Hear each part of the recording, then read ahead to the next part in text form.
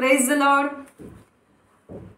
जे जीवनी पुस्तक मी नित्यनियमाने वाचत असते ते पुस्तक म्हणजे बायबल.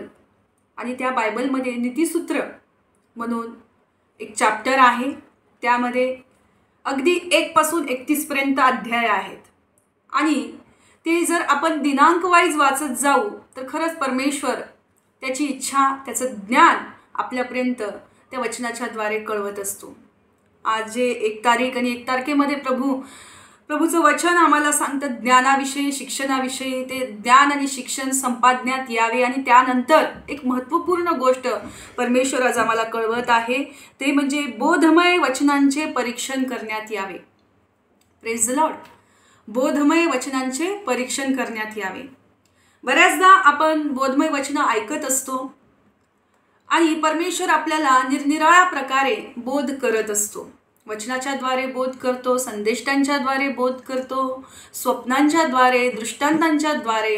परमेश्वर ऐन प्रकारे परमेश्वर वेगवेगळ्या व्यक्तींना त्यांच्या जीवनामध्ये बोलत असतो. जेव्हा परमेश्वर बोलत असतो तेव्हा आपण आपले कान उघडले पाहिजेत. देवाचं वचन आम्हाला काय सांगतं की आमची कान उघडणी, मन उघडणी देवाचं वचन करत असतं. जेव्हा आमची कान उघडणी, मन उघडणी परमेश्वराचं वचन करत असतं त्यावेळेला निश्चितपणे आपण त्या गोष्टीकडे विशेष लक्ष पुरवणं गरजेचं आहे. कारण देवाचं वचनच एक उत्तम परीक्षक म्हणून कार्य करत असतं. बऱ्याचदा आम्ही बोध ऐकत असतो, किंबहुना जास्त प्रकारे बोध करतही असतो. परंतु देव आज आम्हा सर्वांना एक विशेष गोष्ट विचारू इच्छित आहे. जे आम्ही काम करतोय, जे देवाच्या राज्यामध्ये आम्ही कामकरी म्हणून कार्यरत आहोत, छोट्या मोठ्या प्रमाणामध्ये जी सेवा देवाने प्रत्येकाला दिलेली आहे ती सेवा घेऊन चालत आहोत. मोठ्या मोठ्या सेवा घेऊनही चालणारे काही कामकरी आहेत, छोट्या छोट्या सेवा घेऊनही चालणारे कामकरी आहेत. हे आपण छोटे मोठे हा भेद जगिक दृष्टीने करत असतो. पण देव ज्या वेळेला आमच्याकडे पाहतो तेव्हा आम्ही किती मोठी सेवा करतोय किंवा किती पळापळ करतोय, किती धावपळ करतोय, किती ठिकाणी आम्ही गेलोय, काय काय केलोय, याच्यापेक्षा देव आज आम्हाला काय विचारत आहे या गोष्टीकडे लक्ष पुरवणं गरजेचं आहे. निश्चित देवाची सुवार्ता सर्व सृष्टीला आपण सांगणं गरजेचं आहे. पण सर्वप्रथम ती सुवार्ता आम्हाला कळालेली आहे का? ती आम्हाला ठाऊक आहे का? देवाची इच्छा आम्हाला समजून आलेली आहे का? परमेश्वराची इच्छा काय आहे की प्रभूची सर्वप्रथम इच्छा हीच आहे की आम्ही आमचं अंतःकरण नीट करणं गरजेचं आहे. Praise the Lord. देव जेव्हा आम्हाला त्याची कृपा पुरवितो, देव जेव्हा त्याच्या वचनाच्या द्वारे आम्हाला बोध करत असतो तेव्हा तो एकच इच्छा मनामध्ये घेत असतो की माझी मुलगी, माझा मुलगा माझ्या इच्छेप्रमाणे म्हणजे देवाच्या इच्छेप्रमाणे तयार होणं गरजेचं आहे. ज्या वेळेला आम्ही मत्ते 7:21-22 वचन वाचू त्यावेळेला देव तिथे असंही म्हणतोय की प्रभूजी प्रभूजी म्हणणाऱ्या प्रत्येकाचाच प्रवेश देवाच्या राज्यात होईलच असं नाही. Praise the Lord. त्या ठिकाणी देवाने एक खूप उत्तमरित्या आम्हाला बोध केलेला आहे, आम्हाला सत्य सांगितलेलं आहे की जर आम्ही आमच्या अंतःकरणामध्ये घाण ठेवली आणि खूप चांगले काम आम्ही करतोय, खूप मोठी सेवा आम्ही करतोय, खूप प्रभूसाठी आम्ही धावपळ करतोय, किंबहुना आम्ही प्रभूसाठी स्वतःचा जीव म्हणा, स्वतःचं जीवन म्हणा आम्ही स्वतःला झोकून दिलेलं आहे, पण अंतःकरणात मलिनता आहे, अंतःकरणात कडूपणा आहे, अंतःकरणामध्ये द्वेष आहे, अंतःकरणामध्ये घमंड आहे, अंतःकरणामध्ये मीपणा आहे, अंतःकरणामध्ये मत्सर आहे, अंतःकरणामध्ये हेवेदावे आहेत. तेव्हा देव मत्ते 7:21-22 प्रमाणे आम्हाला नाही का विचारणार? Praise the Lord. आपल्याला नाही का विचारणार? मी मागच्याच काही महिन्याखाली सांगितलं होतं की कडवटपणाचे पंख लावून आम्ही सेवा करू शकत नाही. Praise the Lord. पुन्हा एकदा मी म्हणेन, कडवटपणाचे पंख लावून आम्ही सेवा करू शकत नाही, केवळ स्पर्धा करू शकतो. Praise the Lord. म्हणून देवाची इच्छा आम्ही स्पर्धा करावी अशी नाहीये. देवाची इच्छा आम्ही सेवा करावी अशी आहे. आणि खरी सेवा स्वतःच्या अंतःकरणापासून सुरुवात होते. जर आमचं अंतःकरण नीट नाहीये, आमच्या अंतःकरणामध्ये मलिनता आहे, आमच्या अंतःकरणामध्ये हेवेदावे आहेत, आमच्या अंतःकरणामध्ये स्वतःच्या मनावरचा भरोसा आहे, मी म्हणतो तेच योग्य, मी म्हणते तेच खरं, मला वाटतं तेच खरं, देवाची इच्छा कुठेच राहून गेली. पण आम्हाला स्वतःचीच इच्छा पूर्ण करण्याकडे, स्वतःचा मीपणा सादर करण्याकडे, स्वतःची ओळख निर्माण करण्याकडे, स्वतः मी काहीतरी आहे, कुणीतरी आहे, त्या थुदास सारखं, थुदास नामक एक कॅरेक्टर आहे बायबलमध्ये, त्या थुदास सारखं असं वाटतं की मी कुणीतरी आहे, मी कुणीतरी आहे, या नादामध्ये आम्ही कोण आहोत हेच विसरून गेलो.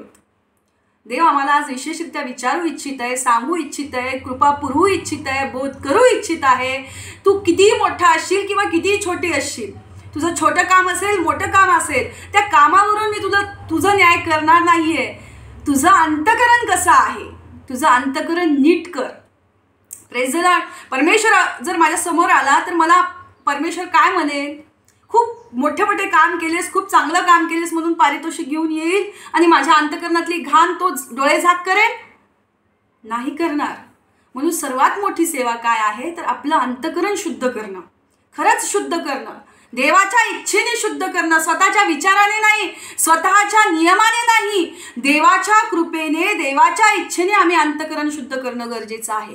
कारण देव परमेश्वर आमच्या कृतीमागचा उद्देश ओळखतो. प्रियानो, आम्ही आज खूप मोठ्या मोठ्या चांगल्या गोष्टी करतोय, जगिक दृष्टीने आम्ही खूप अगदी सन्मानास पात्र गोष्टी करतोय जगाच्या दृष्टीने, पण परमेश्वराच्या दृष्टीने जर आम्ही सन्मानास योग्य नाहीये, परमेश्वराच्या दृष्टीने आम्ही नीट नाहीये, काय उपयोग आहे या गोष्टीचा?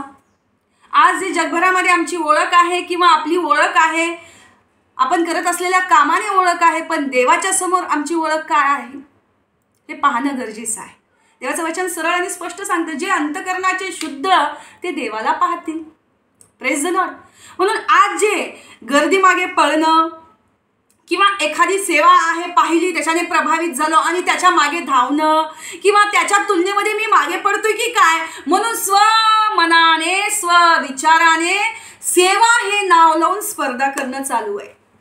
नका असं करू आणि असं शिकू पण नका. Praise the Lord. देवाच्या वचनाला गांभीर्याने आम्ही घेणं गरजेचं आहे.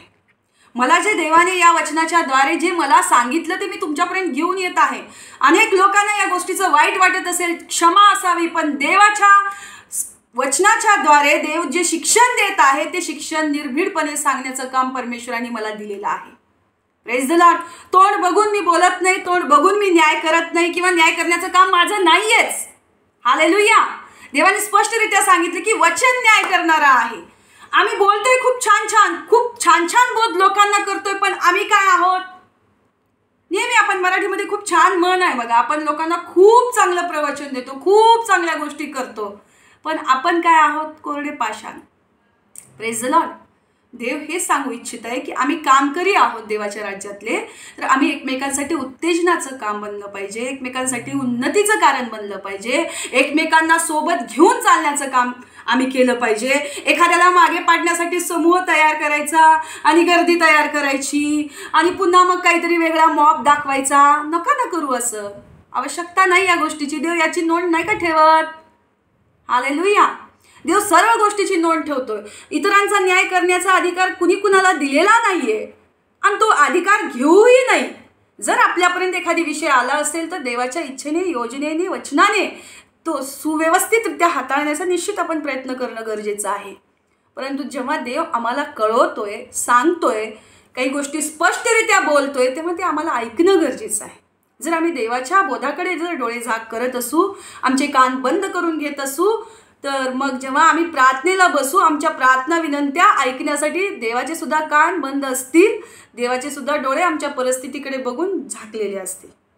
हालेलुया.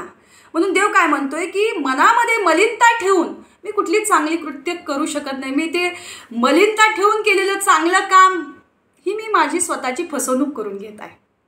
Praise the Lord. जर माझ्या मनामध्ये चांगला भाव नाहीये, पण मला लोकांच्या समोर चांगलं बनायचं आहे, लोकांच्या समोर मला काहीतरी विशेष काहीतरी केलंय, मी खूप चांगलं असामान्य काम केलेलं आहे असं मला जेव्हा प्रेझेंट करण्याची वेळ येते ना, तेव्हा मी स्वतःची फसवणूक करत आहे ही गोष्ट समजून घ्यायचं. Praise the Lord. म्हणून स्वतःची फसवणूक करून घेऊ नका, इतरांना फसवण्याचा प्रयत्न करूही नका आणि देव जे सांगते त्या